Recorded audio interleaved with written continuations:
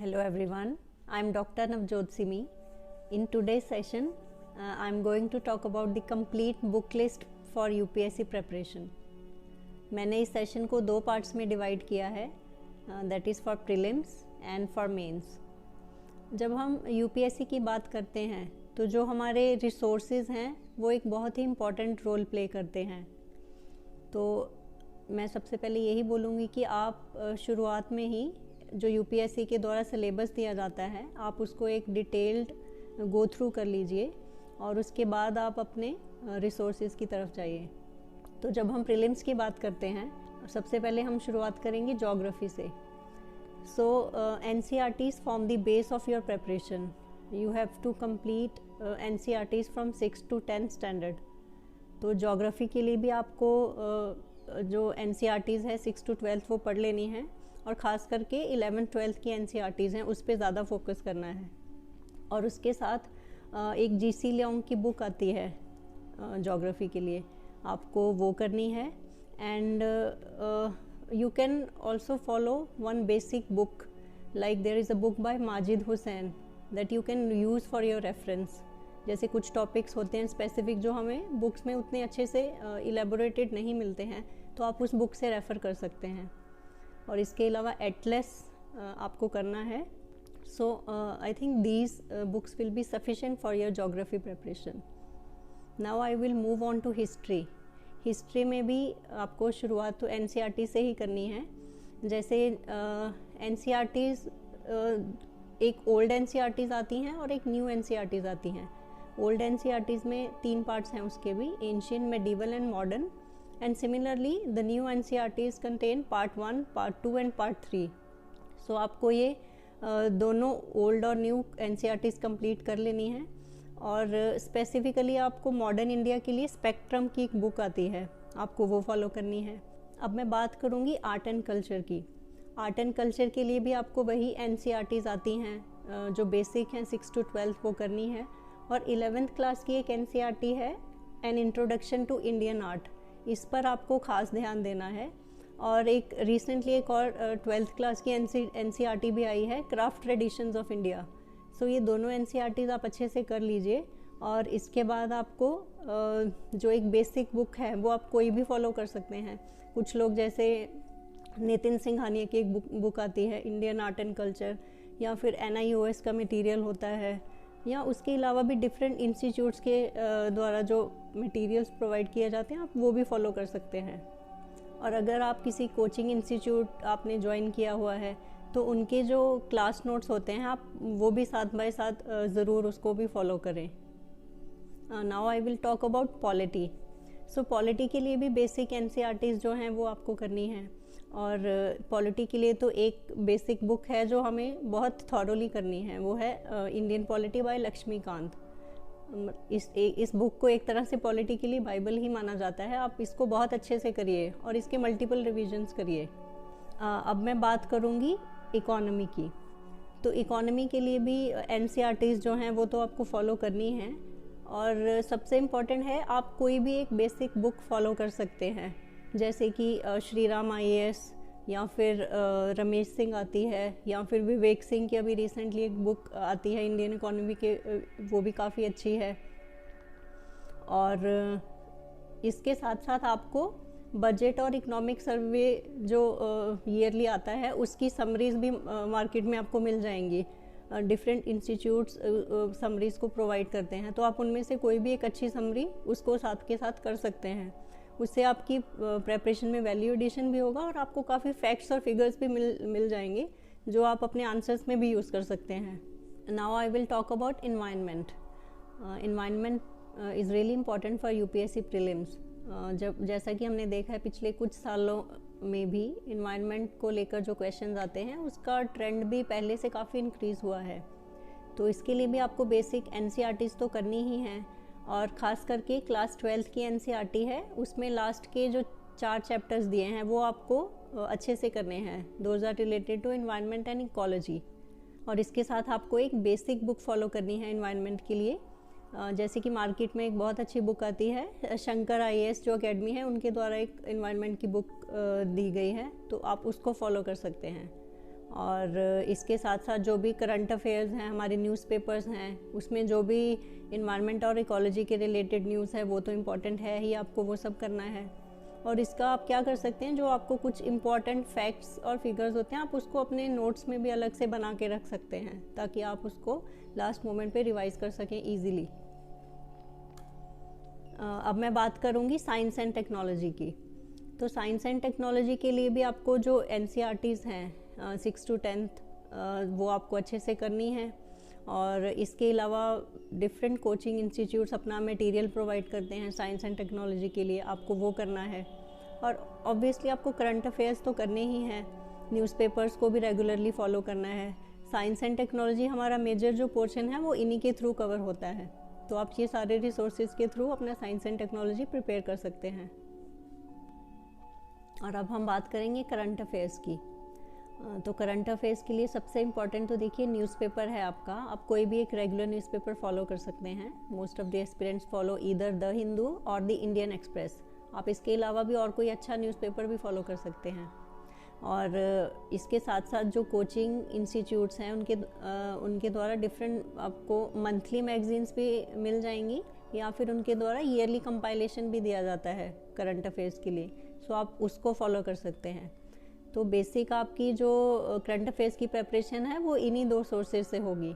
इसके अलावा different websites हैं गवर्नमेंट की हैं, तो आप उनको मतलब टाइम टू टाइम देख सकते हैं। कुछ जो भी अपडेटेड चीज़ें हैं उन पे आती रहती हैं, तो आप उनको फॉलो कर सकते हैं। सो ये सारी चीज़ों से आपकी प्रिपरेशन इन्हांस होती है। So all these subjects constitute the paper 1 of prelims, that is the general studies. Now I will talk about paper 2 of the prelims, that is the civil services aptitude, जिसको CSAT बोलते हैं। तो आप CSAT को बिल्कुल भी neglect मत करिए। CSAT को टाइम टू टाइम अपना थोड़ा सा टाइम निकाल के उसको करते रहना है। जैसे आप कोई एक बेसिक बुक भी ले सकते हैं, जैसे मार्केट में अरिहंत की भी एक अच्छी बुक आती है CSAT के लिए। इसके अलावा जो डिफरेंट कोचिंग इंस्टीट्यूट्स हैं उनकी भी बुकलेट्स आती हैं, तो आप अपने बेसिक कंसेप्ट्स वहाँ से भी कर सकते हैं। तो जैसे कि ये जो CSAT एग्ज़ाम है वो क्वालिफाइंग नेचर का होता है, बट तब भी इसको निगलेक्ट नहीं करना है। Now I will talk about the resources for mains. तो मेंस को जो जनरल स्टडीज़ का पोर्शन है उसको 4 पेपर में डिवाइड किया गया है। GS paper 1, GS paper 2, GS paper 3 and GS paper 4. So I will start with GS paper 1. GS paper 1 includes Indian heritage and culture, history and geography of the world and the society. So इसको broadly हम 3 parts में divide कर सकते हैं। The first is Indian heritage and culture. तो इसके लिए जैसे कि मैंने आपको प्रीलिम्स के लिए बताया था, NCERTs करनी है और नितिन सिंघानिया की एक बुक आती है इंडियन आर्ट एंड कल्चर, आप उसको फॉलो कर सकते हैं। या इसके अलावा अगर आप कोई और बुक भी फॉलो करते हैं तो आप वो भी फॉलो कर सकते हैं। Basically you should try to limit your sources और उसको ही बार बार रिवाइज करते रहना, दैट इज़ वेरी इंपॉर्टेंट। और इसके बाद हम चलेंगे हिस्ट्री की तरफ। तो हिस्ट्री में भी आपको ओल्ड और न्यू NCERTs करनी है, और उसके अलावा स्पेक्ट्रम बुक है मॉडर्न इंडिया के लिए, और पोस्ट इंडिपेंडेंस हिस्ट्री के लिए भी एक NCERT की बुक है, आप उसको फॉलो कर सकते हैं। इसके अलावा जो मॉडर्न वर्ल्ड हिस्ट्री है उसके लिए एक बहुत अच्छी बुक आती है नॉर्मन लो की, आप उसको फॉलो कर सकते हैं। या फिर इसके अलावा और भी कोचिंग इंस्टीट्यूट्स के द्वारा वर्ल्ड हिस्ट्री के नोट्स प्रोवाइड किए जाते हैं।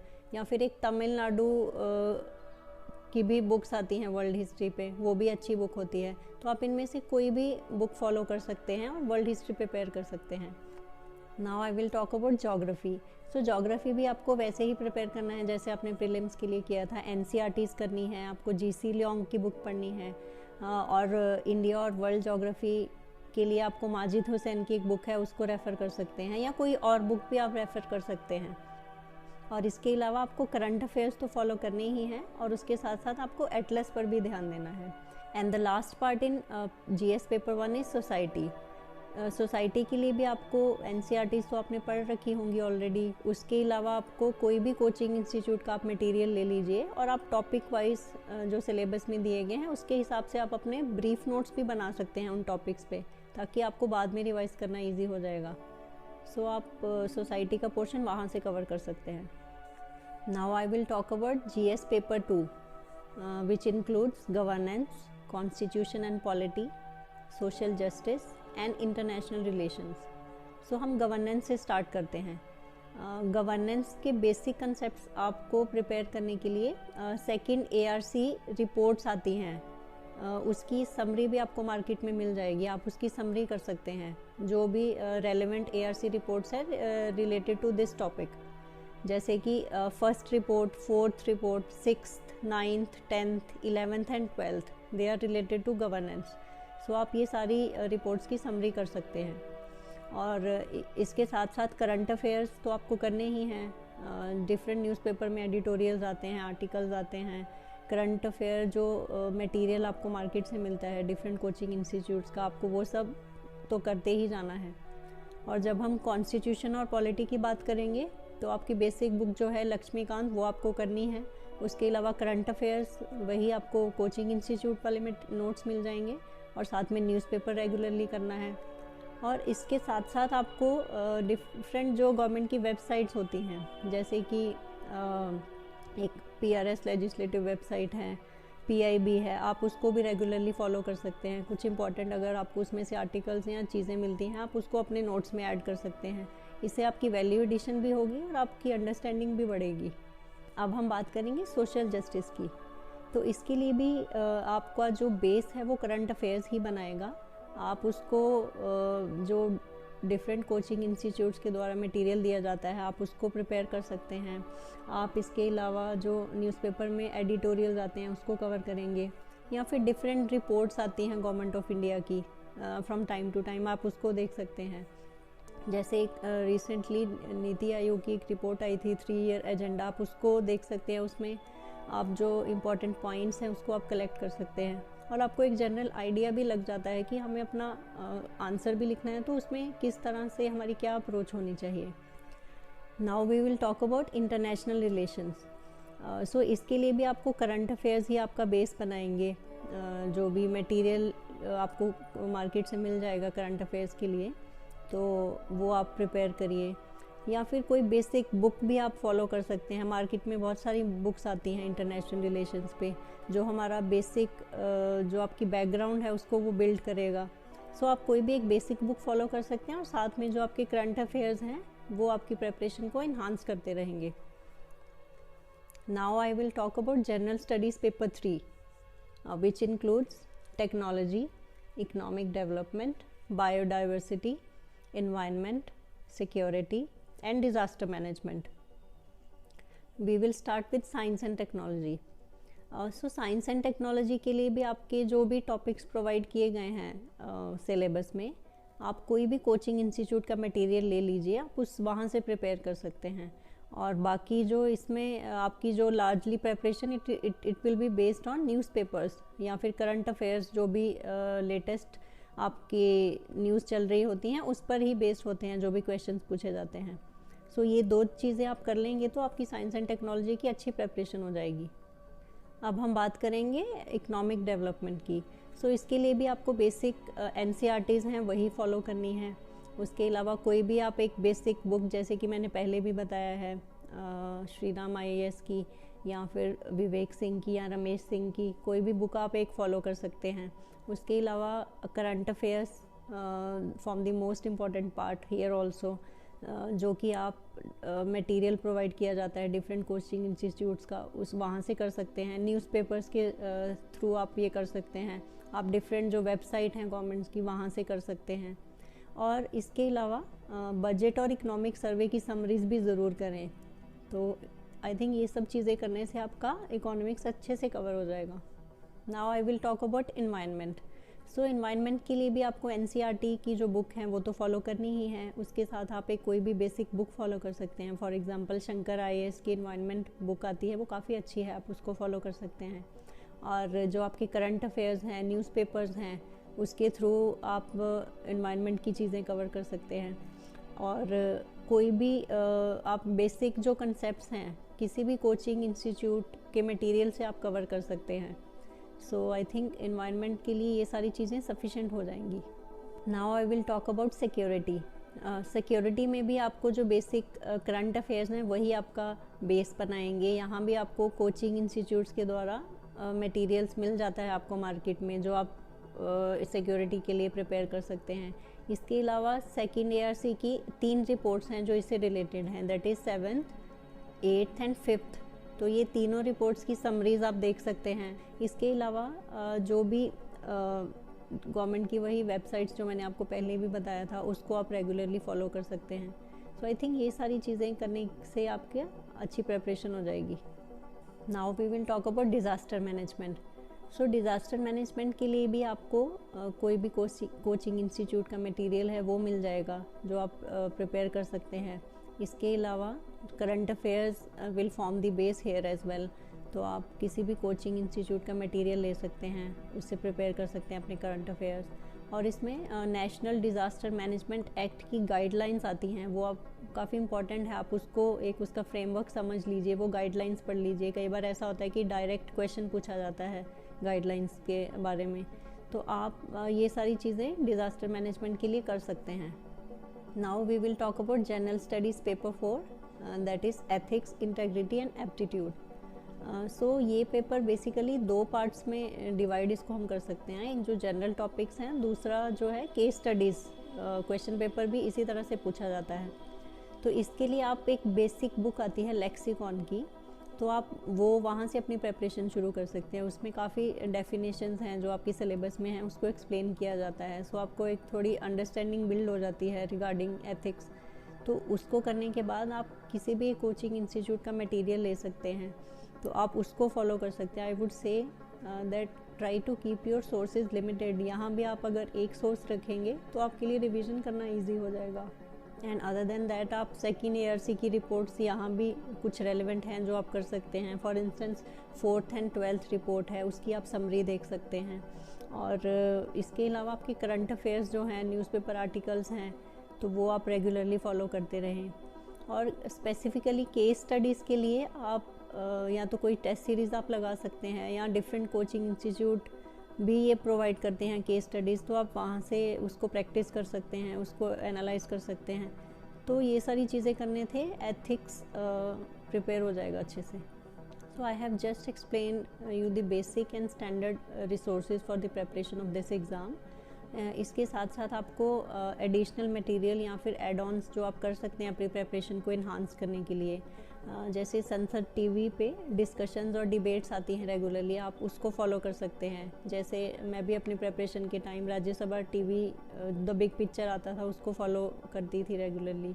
और इसके साथ साथ आप जो डिफरेंट न्यूज़पेपर्स हैं, जैसे हम एक पेपर तो रेगुलरली फॉलो करते हैं, इसके अलावा अगर कोई इम्पॉर्टेंट आर्टिकल है किसी और न्यूज़पेपर में, तो आप उसको वो आर्टिकल स्पेसिफिक बस एक पढ़ सकते हैं। तो इस तरह से आपको ये देखना पड़ेगा कि कौन सी चीज़ें ज़्यादा इंपॉर्टेंट है, किस पे आपको ज़्यादा फोकस करना है और किस पे थोड़ा कम फोकस करना है। और डिफरेंट रिपोर्ट्स आती हैं गवर्नमेंट ऑफ इंडिया की from time to time, different websites हैं, आप सबको फॉलो करते रहिए, मतलब बीच बीच में गो थ्रू करते रहिए। और आप इसके अलावा शेखर गुप्ता का कट दी क्लटर आता है, आप उसमें भी अगर कुछ इंपॉर्टेंट टॉपिक्स हैं वो देख सकते हैं, उससे आपकी अंडरस्टैंडिंग काफ़ी इन्हांस होती है regarding different topics. And I would say that every aspirant is unique, every selected candidate is unique. So आप अपनी कुछ इंपॉर्टेंट ऐसी चीज़ें हैं जिसको आप ध्यान में रखते हुए अपनी प्रिपरेशन करें, जैसे कि आपको अपने रिसोर्सेज लिमिटेड रखने हैं, कीप योर रिसोर्सेज लिमिटेड। आप वही रिसोर्सेज को अगर बार बार रिवाइज करते हैं, आपका प्रिपरेशन बहुत एक नेक्स्ट लेवल पे चला जाता है। And revision is the key. अगर आप मान लीजिए आपने एक हफ्ते का टारगेट बनाया है और उसको वीक के लास्ट डे में अगर आप रिवाइज करते हैं, तो उससे भी आपकी जो प्रिपरेशन है काफ़ी इन्हांस होती है। So revision is the most important thing in preparation of this exam. और इसके साथ साथ जो बेसिक कंसेप्चुअल अंडरस्टैंडिंग है वो बहुत इम्पॉर्टेंट है। तो आपको कंसेप्ट्स की अंडरस्टैंडिंग होनी चाहिए और उसी की फिर एप्लीकेशन, जब आपको सवाल पूछे जाते हैं तो उसी की एप्लीकेशन के साथ आप उसको सॉल्व कर पाते हैं।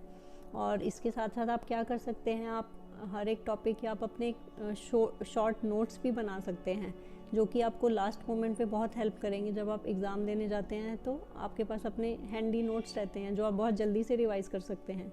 सो अगर ये सब चीज़ें आप रेगुलरली और कॉन्टीन्यूसली करते जाएंगे, तो आई वुड से दैट ये एग्ज़ाम की प्रिपरेशन काफ़ी ईजी और इंटरेस्टिंग हो जाती है। So my best wishes to all of you. Thank you.